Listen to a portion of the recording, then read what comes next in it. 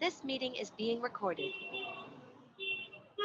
Welcome to She Talks, a series where we talk to women who are driven, passionate, women who've seen success but also seen failure, who have a purpose in life.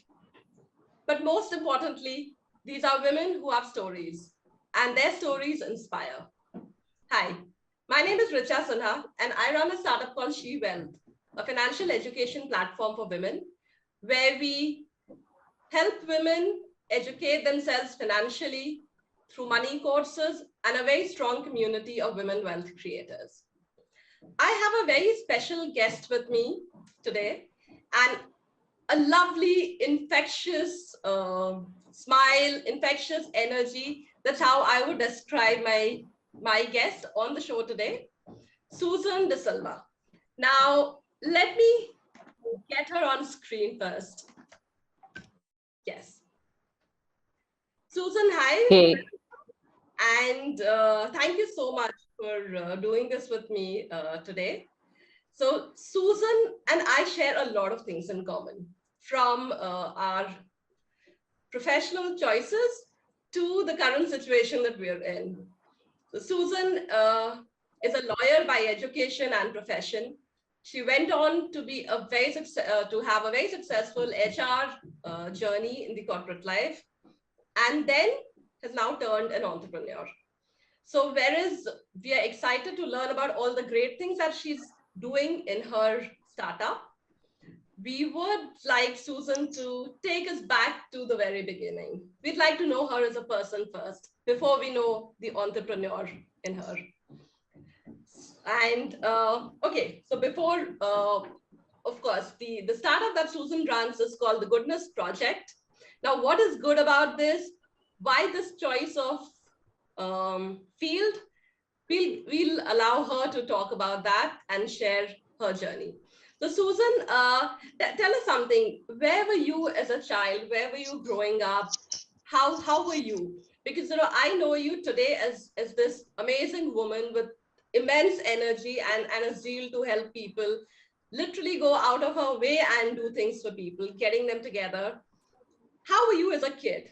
Is it something you've taken that was brewing then, or something that you developed over the years? hey, Richa, thank you so much for having me on this podcast. So happy to be here and talking to you and your viewers. So, little bit about myself at the beginning. Yeah, I was an energizer bunny on steroids, is how my family used to describe me. um, I was always on the go, and probably parents looking for things now would find things, various tags to attach to it. But I was lucky that I had parents who did not attach any tags and allowed me to explore and be who I was. Irrespective of, even when I got very tiresome for them, they still allowed me to to kind of Where be were you myself. growing? Where were you growing up? What city was it? So I grew up in Oman, in so that's in the Middle East, for those who are not familiar. And the capital city is Muscat, and near about Muscat is where I grew up. So I spent all my formative years there. I was born in India, of course. My father used to work there and used to run a business, and that's how we moved to be there. And as I grew older, then I later moved to India to complete my education. And so incidentally, I got married and went back there again, though I was because in a Middle Eastern country there weren't a lot of career choices for women. So Mhm. I always would state that, I would tell my parents that I wouldn't get back there, and that I wanted to live and work in India because there was a lot of opportunity for women here as compared to the Middle East. But this is, of course, I'm talking about like over 40 years ago, when I was a child. So that was how it was. But growing up as a child, I was very different from what I am today. So for my classmates, all the way till class 10, know me as a very different person. And I'll tell you why that is interesting and how it relates to what you do, because I had a immense fear of numbers. So I grew up being extremely scared of any sort of numbers. And my mind couldn't wrap itself around any sort of numbers. I had a miserable childhood because I always thought everybody else was better than me. Anybody who could add or subtract was better than me. So I was withdrawn. I was shy.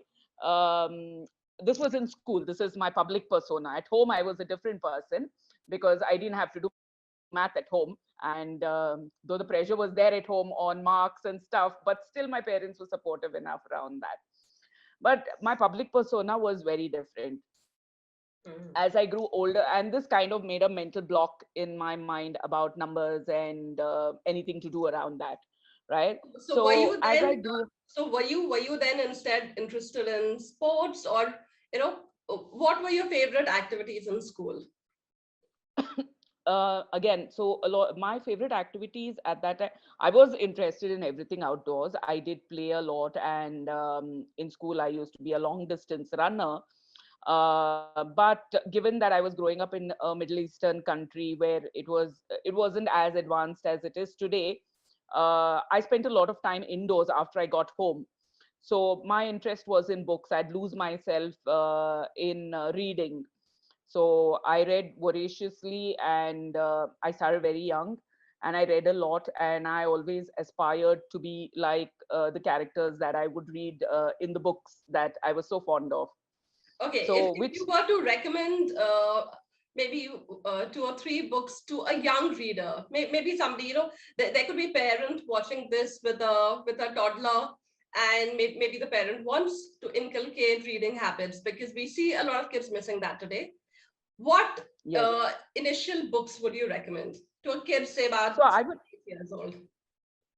So, to initial young parents, I wouldn't recommend a book per se, but I would recommend that they read with the child. It doesn't matter what they read, Yeah. but they need to read with the child. You pick up whatever interests you, whatever you think might interest the child and yourself, and you read with the child. You do not expect the child to read without you being involved.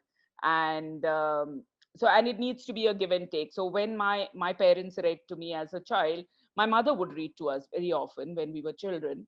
So she would pick up books, and it would either be comics. So we had a bunch of phantom comics and Amar Chitra Katha. Mm. I had the entire collection of Amar Chitra Katha growing up at home. I had about more than 400-500 of those books Wow. around all different comics. Amar Chitra Katha itself would have been about 100 plus of Amar Chitra Katha.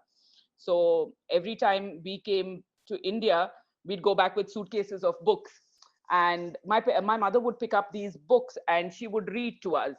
And there was a point In fact, in my if I may interject, I think that's very great advice to parents, because a lot of times we try to impose onto our kids what they should be reading. But I think at very formative, growing up years, I think it's important to allow the child to develop an interest in reading. What they're reading does not matter, absolutely, whether it's comic books or picture books or anything for that matter. As long as you're spending time with a book, that's important. And gradually, the child will grow into somebody who would love to read, you know, maybe the more meatier books. absolutely. Yeah. Absolutely. And also, as as the mind starts settling in, it's a good idea to read books which impart a message. Mm. So the old classics are very good. One such book that had a very huge impact in my life was The Little Princess. And I forget, I think it was by Frances May Burnett. It was about a little girl which was a rags to riches to, not rather riches to rags to riches again kind of a story, Mm. and how the girl dealt with it and the dignity she showed and things like that. And that had a huge impact in my life. And I that book gave me a perspective of how to deal with adversity, even though I had not faced any at that time. It also gave me an understanding of about how there might be a situation where you might be in rags, and how that half lives actually, because sometimes we don't Yeah, know about I it. think that's very important because books have this amazing ability to transport you into situations and worlds you probably have never seen and perhaps might not experience. But then it opens you up to the possibility of things existing beyond your comfortable life. So totally. I mean, as a parent to a, of course, my daughter is now much older, but I think she picked up this habit of reading very early in life. So around the time she was about 6 years old, that's when children can start to independently read. And Yes. yeah, so I have like my living room has one full wall which is just bookshelves, and this is after donating suitcases and suitcases of books over the years. Yeah. But yes, Yeah. I think it also helps build personality Yes. to it makes people sensitive and just so much more aware of what's happening in the world. So awesome. Now tell me, what age did you move to India at? So I moved to India around, I think I must have been just under 16 when I moved to India. So I came to India for my class 10 because there was a rule by the government of Karnataka, especially at that time, that unless you had a domiciliary certificate of 5 years, you couldn't get into a professional college. So Oh, this was the rule, I mean, way back, way back. mm, So since and it was during one of these times when I would be lost in books that I decided that I wanted a career as a lawyer to mm, change the world. I assumed that is how I would do whatever changes I needed to bring in the world would be through being a lawyer and working for people. yeah. And so then my parents decided that if I had if I had a class 10 marks card which was from an Indian school, then the question of domicile wouldn't come in, and I should be able to get into a professional college, which was, I mean, which is where I was going with that. So So you that's when didn't I end moved up to India. studying law. You did study law. I did. I did. And I did. how much of the world have you changed? So interestingly, I thought the way to change the world was to be a lawyer. But as I grew up, I realized I could do it in so many different ways and in small, small ways, and I don't have to do it in a big way. I didn't have to make a big bang about it. So when that brings me back to one of the initial things you said about me about helping people, and I realized that I could just do it by helping people in small ways, in little ways, and that would still give me the same amount of satisfaction it would if I had to change the world in a big way. Yeah. Susan, as somebody who studied both in India and outside of it, how would you say this education? Um, I mean, okay, let me rephrase it. What skills do you think the Indian education system taught you? And what skills did you think your formative education, your, say, junior and primary, middle school taught you? Do you think there's a difference in what basic values and skills schools teach across borders? I think by and large it's catching up. We are in the same space as what it was when I studied outside India. We are in that same space right now. Things have not changed a lot in that space, and I did study in an Indian school, so all my teachers were Indian and the students there were Indian. So, but yes, the education system was a little more advanced than what we are seeing right now, because way back then, and I'm talking 40 years ago, we had state of the art classrooms. We had stuff that is now being introduced into classrooms today. But yeah, I think we are catching up as Indian. They're saying the education system in India is catching up. Um, so surprisingly enough, we did a lot less of studying and a lot more of doing, because we had very small classes then. Hmm. The number of students were very small, so our teachers found it easy to teach us by doing things rather than sitting and listening to lectures. Yeah. uh, yeah, so we were more out in the field and out in laboratories and so on. And every opportunity to take us to go see something that was interesting, which would broaden our horizons, was done by the school at that time. Yeah. Awesome. So, so now that you're in India, you've done your law. Did you immediately pick up a job? How did you start a professional life? So, so what happened was, after my law and so on, I did work as a lawyer for a very brief time, and during which time my wedding was fixed, and I was getting married to somebody who was abroad. Again, it was in Oman, and though I did not have much intention of going back, I did land up going back to Oman. And because jobs were not available then, and I was very keen that I was not going to be somebody who would stay at home, I started working as an executive assistant while I was in Oman for a few years, because those were the only jobs that were available to women in those days. So you either had to be a front office person, or an executive assistant, or you had to be in accounts. And accounts was not somewhere I was going. So But then you were fortunate enough to then navigate yourself through the field of HR, and you yes, spent a good over 20 years working in that area. yes, yes, yes. Tell So me, when I came back to India, that happened. how much did you enjoy your corporate life? Because again, there's that preconceived notion in the heads of many people that somebody we romanticize entrepreneurship. We think, somebody who's just doing a 9 to 5 corporate job, we kind of sometimes look down upon them as if they lack ambition, or just satisfied being in their small little company doing whatever the same job day in and day out. But tell me, how were those 20 years for you? Did you enjoy? I immensely enjoyed my work. There was no 9 to 5. I Mm. never worked 9 to 5. Whatever I put myself into, there were times when, despite being married and having small children at home, I have slept in the office. I have slept on desks. And that's the only way you'll succeed, if you don't throw yourself into something like that. And you won't be able to throw yourself into something like that unless you enjoy it, unless you absolutely love what you're doing. And while I worked in HR, I loved every moment of it, because it gave me the opportunity to meet people. It gave me the opportunity to help people in my own way. And I was adding a lot of meaning across various things, whether it was to the business or it was to the employees that I was serving.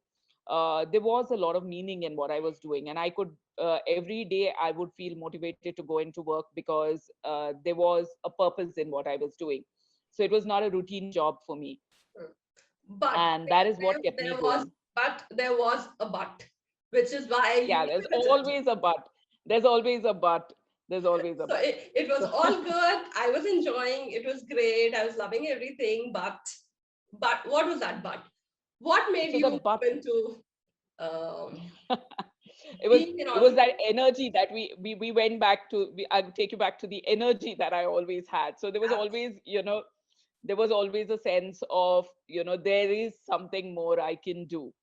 And there is another interesting twist to it, because so I'm at the age of 53 now, and in India we retire at the age of 58.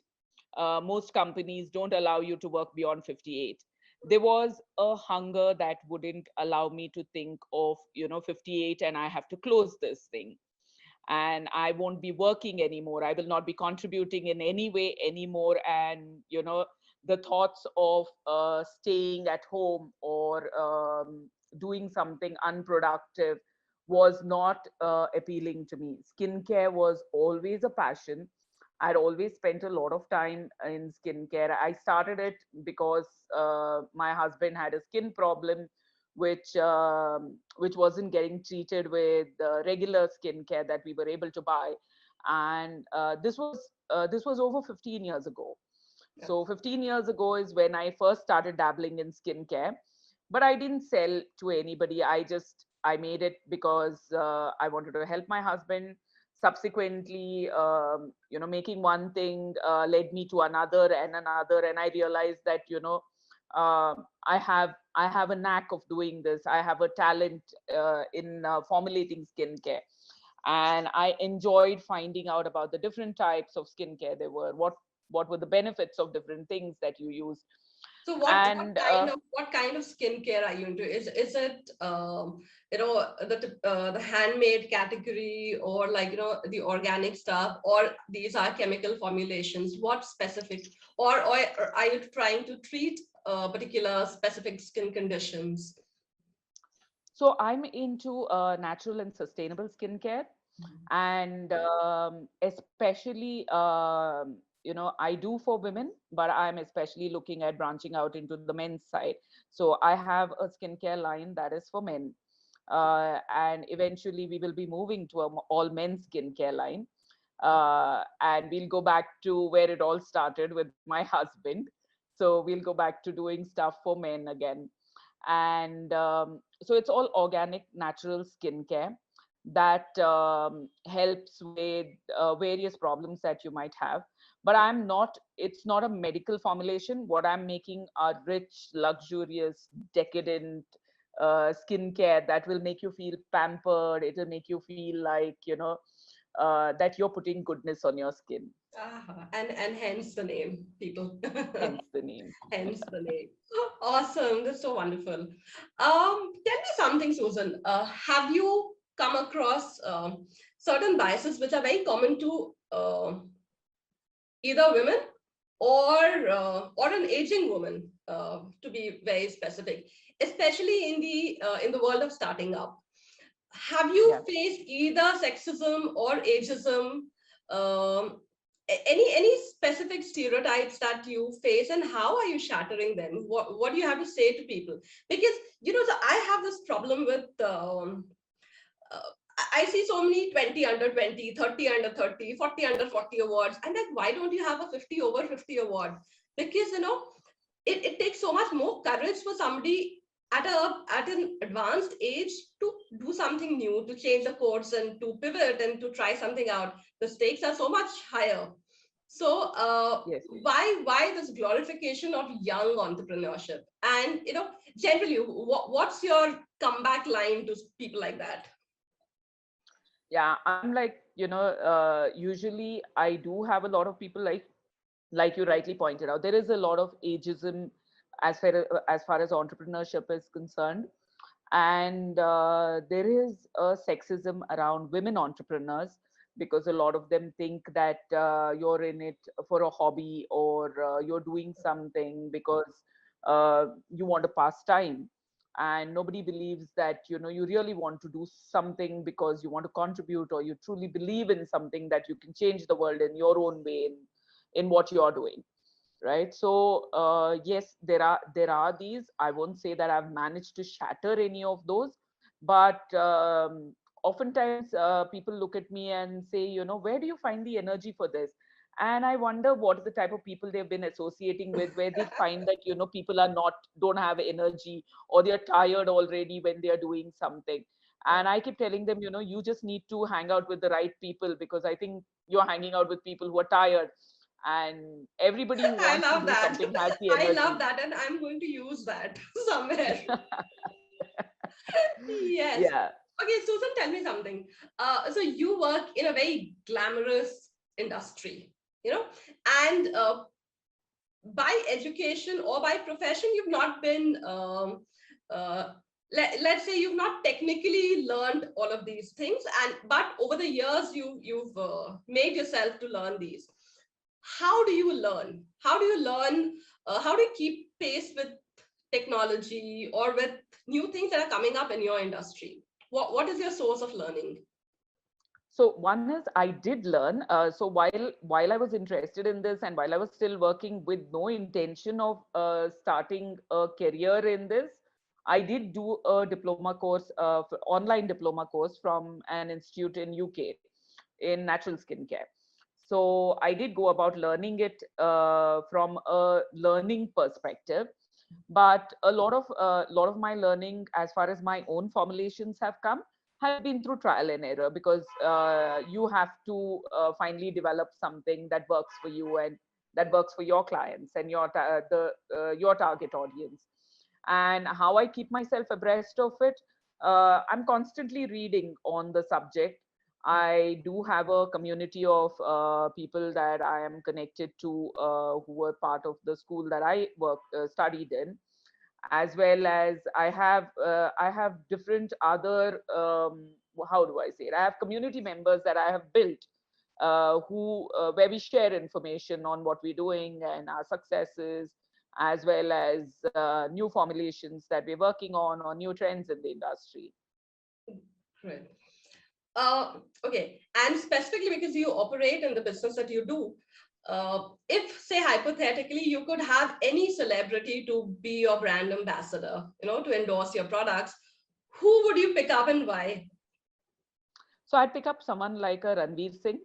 I'd want him to be the face of my line. And it's very interesting that you say this, because I keep saying this at home, and it's almost like as though you've been listening to Fly what on I the speak at wall? home. Fly on the wall here. So yeah, so I keep talking about wanting to have somebody like a Ranveer Singh endorse it, because like I mentioned a few minutes ago, I'm moving into a completely all men's line. And I think skincare for men is an area that has been hugely neglected. There is a taboo around young men as well as older men, that they should not be taking care of their skin. While they do take care of their hair, not many men take care of their skin. And men's skin, while it requires lesser care than women's skin, still does require care. Yeah, And a lot of clearly, men clearly. suffer I with, think, vanity in men, for some reason is, yeah, is almost a taboo. You cannot, yeah, even if I, step out and go to a store, I would see men's products only, they'll buy something only if it's black or gray packaged. Because, yeah, yeah, so it's like maybe they want to do it, but they're just so embarrassed to pick up something very openly. Or brightly colored. yeah, yeah. I remember suddenly, like 20 years back when I was in college, and I had this friend, a guy friend, and we just gone to his room, and I saw a fair and lovely, of course, uh, tube lying in his room. And he was like, he immediately hid that when we all entered his room. And I was like, okay, you use it, that's all right. But then there was a shame around taking care of one's own skin. So I think, yeah, it is taboo, and there's just this unrealistic expectation that men do not need care. And also, I say, just like how I want women to get familiar with and comfortable with managing their money, I think it's just so much important for men to start taking care of their feminine side, or so to say. So Absolutely. yeah. Absolutely. This meeting is being recorded. All right, Susan. So being an entrepreneur, you definitely have a lot of things to take care of, money being one very important thing, and something that I'm very personally interested in. So I'm always very curious to know how women build their relationship with money. And has it something to do with their upbringing? Is it just the way how they are built? How has your equation with money been? How would you describe, what emotion does money invoke in you? So money evokes a lot of different emotions with me. So the main part being feeling safe, right? So money gives me a sense of security. Uh, Whereas, and at times it gives me a sense of power too, when I have enough of it in my hands. But Do usually, you manage your money yourself? yes, I do. You do. Uh, Yeah, yeah. what would you remember? When was it that you realized the importance that you must have your money under your control? Um, I don't think there was a time I didn't know that. I always thought that my money is my money and my husband's money is my money. So That's awesome.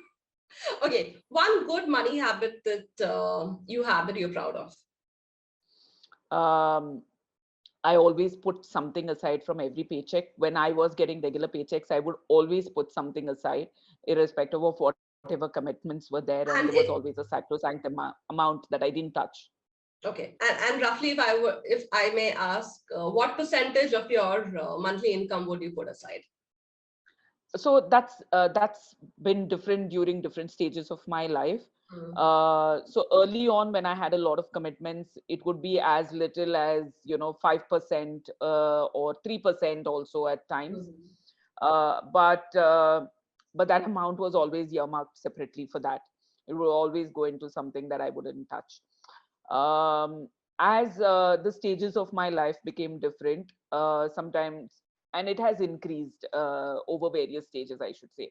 And they've mm, been like, I mean, they've been ups and downs. I won't say throughout my entire career it was always at 5%. There may have been times when it went down all the way to 2% or even 1%. mm. But there would have been times when it's gone up to 50 and 60% as well, because there would have been times when my commitments were less, or I didn't The have important thing is that you were always disciplined to put aside some amount. And of yes, course, life happens, and then there are good days and there are bad days. But then as long as you know that something must go into that kitty, I think we're in a good space then. Okay, what's a yes. bad money habit that you want to get rid of? What is a bad money habit? I don't know. I always was very calculated about what I'd spend on, and what I saved, and what I did with whatever I got. Hmm. Right now, looking at the market the way it is, I think I wish I had not invested in the market the way it's been tumbling these last few weeks. So No, but on the contrary, uh, if if there are people who have regular disposable income, I think the market's uh, one of the best places to keep it. especially when the markets are down, though it's Yeah. futile to try and time the market. We're not capable enough to do that. But looking at the current market scenario all over the world, I think it's a great time to continue your investments, because this is when Absolutely. you're going to create wealth. Nobody builds Yeah. wealth when you're investing when the market is at its High. highest peak. You only create wealth when you Absolutely. invest at the lower points. Yeah. So You always buy the dips. yes. Okay, what is the costliest thing you own? um, I don't know. Maybe my one of my houses. One of your Uh, houses. So that's great. Tell me about a purchase that. Tell me about your happiest purchase till date. okay, so I'm so I really haven't given a lot of thought to the amount of happiness purchase could give me. So maybe I'll rephrase it. Not a thing that I've bought, Hmm. but I've always enjoyed the experiences that I have bought. So Like, where if yeah, so if it were possibly one of the trips that I've taken gave me a lot hmm, of happiness. yeah. Sometimes some of the food that I have eaten has given me a lot of happiness. Possessions per se have never given me I've never felt satisfied with possessions as such. Hmm. I'm not somebody who does a lot around possessions. But then, what would be your guilty pleasure? Something that My when you really want to indulge yourself with. So when I want to indulge myself, I do splurge a lot on makeup. So I tend to buy some of the most expensive makeup that is there, and I love to doll myself up, especially with colors, as you can see. Hmm. Absolutely. Great. Uh, okay, I'm going to give you two options. Try and pick up Mhm, one and tell me why. I can mhm, either double your wealth today, right? At the age that you're at, or I can make you half your age with all the wisdom and intelligence that you have today. What would you pick? Double the I'd wealth pick today or I'd, half the I'd age? pick that you, yeah, that you'd made me half my age with whatever, wisdom I had today. I'll make up the wealth. Exactly. Yeah, that's what, so that exactly is my choice, because if I had all this intelligence and wisdom at half the age, I would have, not just doubled, I would have 10 times created wealth. So, Yeah, but yeah. okay, tell me something. If you could go back in time, what would you advise your younger self before you were venturing into business? What did you wish you knew then? So not before, from an investing perspective, let me talk about. So I wish I knew more about investments. So I knew a lot about saving. So there is a difference. Putting money away in a bank account is not an investment. It's a saving. And I wish I knew about it. I wish I knew about investment earlier. I wish I knew, how to make my money work for me. And while I don't have it myself, I do try and impart that education to my children. Yeah. And since both of them are girls, I make sure that they know what are the right ways to invest and what they do. So at the age of 21, we made sure that my daughter had a trading account and she knew how to operate it and how to invest and what to buy. And we'd have dinner table conversations around, what she had invested in and what was the rate, and was she able to sell something, and was she able to make money from that. So And uh, that is such we a lovely home to grow in, because I think money discussion is not something that is very common in in homes, and not just in India. I think it's something that's prevalent all over. Parents tend to not talk about money with their kids, but they don't realize how important that is in shaping them up for future. So it's great what you're doing with your children, and I'm sure the amount of financial intelligence that you're imparting to them uh, will really make their lives very comfortable, at least uh, monetarily. So. Susan, tell me, of course, I'm almost closing towards the end of this chat, but what does success mean to you? What are your goals for your business today? I mean, in the near so my future. in the near future, over the next year or two, I want Goodness Project to become synonymous with good skincare. I want people to know it. I'm in the phase of building brand awareness, not so much around how much of revenue I generate. Almost, I would say that more than what I generate, I'm today plowing back into my business in towards marketing it and towards acquiring customers. Eventually, yes, I want the brand name to grow in the initial years. So I'm not looking at a quick fix on how overnight we're going to become a success, but it's one step at a time. Brand awareness is critical if people have to understand and buy something. I'm also working on, like I said, we are looking at men's skincare in a very big way. So I want to help remove that stigma that is attached to young men from taking care of themselves and looking their best, not only in what they wear, but how they treat their skin and, from a personal perspective, Yeah. right? So these are my very short-term goals for the next couple of years. Yes, So in the what next what few stage of years, your business are you at currently? Are you already in the market? Are your products we there? are we my products are in the market today. I do take them out. My website is under creation and it's getting built up, should be launched in the next few days or so. Are But you yes, using right now we are available. marketplaces? Not yet. So some of the marketplaces, some of the new sustainable skincare, sorry, not skincare, sustainable marketplaces which are there, online marketplaces which are there. So we are available on those right now, and we are available through Swiggy in Bangalore, and I think across India. So Swiggy has a mini store which we are available on. Shortly, I mean, I don't need to tell you, I'm sure you're aware of the troubles that is happening with registering of companies. So yeah, so when that gets sorted out, we'll be available in a lot more places. Great. Can't wait to have your products, on the shelves everywhere. And thank you, Susan, so much. Any parting words that you would want to share with people? Any message for women entrepreneurs in particular?